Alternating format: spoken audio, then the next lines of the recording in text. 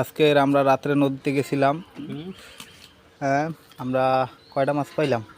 একটা, দুইটা, তিনটা, চারটা, পাঁচটা, ছয়টা, সাতটা, একটু শুকুর দেখো 7টা মাছ পেয়েছি। এখন কুর্তি আছে, এটা ঢাকা নিয়ে যাব।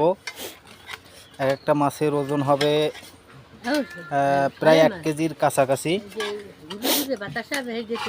হ্যাঁ, মাছগুলো দেখলে কলজাটা জোর হয়ে যায়।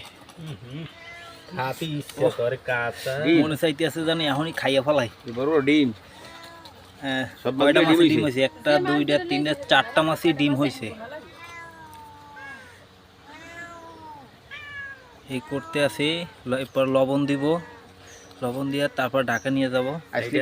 এটা খাই আসলি কাটা। ও হ্যাঁ, সেই হয়েছে মাছটা কোড়া। অনেকটা দিস আসলি কাটা। মালার মতো ইলিশ মাছ কাটা হইলো। আপনি কি হারেন লেঙ্গুটু ফুরমি জায়গাতে বাদুন ঠাস ঠাস করে পড়ে দিন না।